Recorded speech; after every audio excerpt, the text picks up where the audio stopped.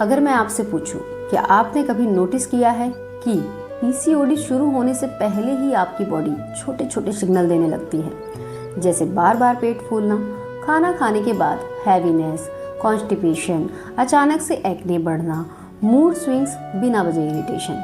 और हम क्या करते हैं, इन सबको नॉर्मल समझकर इग्नोर कर देते हैं। लेकिन सच ये है, ये छोटी छोटी प्रॉब्लम ही आगे चलकर एक बड़ी प्रॉब्लम बन जाती है, जिसे हम पीसीओडी के नाम से जानते हैं। और सबसे शॉकिंग बात क्या है, ये प्रॉब्लम अक्सर ओवेरीज से नहीं बल्कि हमारे गट से शुरू होती है। पीसीओडी आजकल बहुत कॉमन हो गया है और शायद आप या आपके आसपास कोई ना कोई इससे स्ट्रगल जरूर कर रहा होगा। कई लड़कियां मुझे ये कहती हैं, मैंने मेडिसिन ली, डाइट फॉलो की, फिर भी फर्क नहीं पड़ा। और इसका रीज़न है, हम सिम्टम्स को दबा रहे हैं लेकिन रूट कॉज को ठीक नहीं कर रहे। अब जरा इमेजिन कीजिए, आप रोज बाहर का खाना खा रहे हैं, लेट नाइट सो रहे हैं, स्ट्रेस में हैं। धीरे धीरे आपका डाइजेशन वीक होने लगता है, पेट साफ नहीं होता, गैस, ब्लोटिंग रहने लगती है। यहीं से कहानी शुरू होती है। जब हमारा गट खराब होता है तो अच्छे बैक्टीरिया कम हो जाते हैं और बॉडी में टॉक्सिन जमा होने लगते हैं।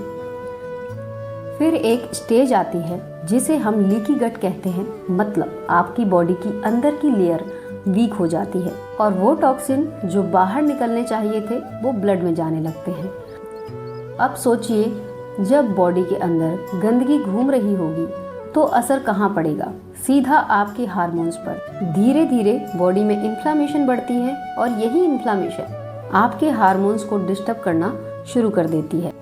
सबसे पहले इंसुलिन रेजिस्टेंस बढ़ती है, फिर स्ट्रेस हार्मोन कॉर्टिसोल बढ़ता है और एस्ट्रोजन इनबैलेंस हो जाता है। और जब ये इनबैलेंस बढ़ता है तो ओवरीज को सिग्नल मिलता है कि मेल हार्मोन्स ज़्यादा बनाएं। यहीं से शुरू होते हैं वो symptoms, irregular period, acne, hair fall, weight gain. और धीरे धीरे यही पीसीओडी बन जाता है। अब आप समझिए, प्रॉब्लम बाहर दिख रही है लेकिन शुरू अंदर से हो रही है। लेकिन अच्छी बात क्या है, जिस चीज़ ने प्रॉब्लम शुरू की है उसी से सॉल्यूशन भी शुरू हो सकता है। अगर आप अपने गट को हील कर लेते हैं तो आप अपनी बॉडी को अंदर से बैलेंस कर सकते हैं। अब बात करते हैं सॉल्यूशन की। सबसे पहले सुबह उठकर खाली पेट हल्का गुनगुना पानी पीना शुरू करें।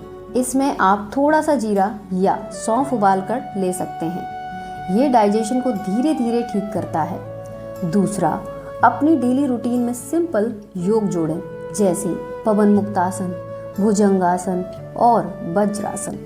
ये आपके डाइजेशन को इम्प्रूव करते हैं और हार्मोन्स को बैलेंस करने में मदद करते हैं। तीसरा, आयुर्वेदा में गट को ठीक करने के लिए बहुत सिंपल चीज़ें बताई गई हैं, जैसे हल्दी वाला दूध, त्रिफला रात को और अजवाइन पानी। ये बॉडी को अंदर से डिटॉक्स करने में मदद करते हैं। चौथा, अपने खाने पर ध्यान दें। प्रोसेस्ड फूड, एक्सेस शुगर और जंक को धीरे धीरे कम करें और फाइबर रिच फूड जैसे फ्रूट, वेजिटेबल्स और प्रोबायोटिक जैसे दही बढ़ाएं। और सबसे इम्पोर्टेंट, स्ट्रेस कम करें, क्योंकि जितना स्ट्रेस होगा उतना ही आपका गट और हार्मोन डिस्टर्ब होंगे। थोड़ा वॉक करें, थोड़ा डीप ब्रीदिंग करें, आपको फ़र्क खुद महसूस होगा। तो अगर इसे सिंपल में समझें, जब आप गट को ठीक करने लगते हैं तो डाइजेशन सुधरता है, इन्फ्लामेशन कम होती है, हार्मोन्स बैलेंस होते हैं और पीसीओडी धीरे धीरे कंट्रोल में आने लगता है।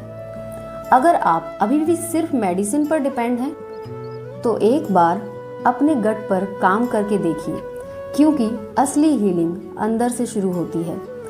अगर आप चाहती हैं कि मैं आपके लिए एक कंप्लीट गट हीलिंग रूटीन बनाऊं, सुबह से रात तक क्या करना है क्या नहीं, स्टेप बाय स्टेप, तो नीचे कमेंट में लिखें गट हील। और इस वीडियो को एंड तक देखने के लिए थैंक यू। अगर आप इस सफ़र में मेरे साथ जुड़ना चाहती हैं तो चैनल को सब्सक्राइब करें, क्योंकि अब आप अपनी बॉडी को थोड़ा बेहतर समझ चुकी हैं और यही अंडरस्टैंडिंग आपकी हीलिंग का पहला स्टेप है।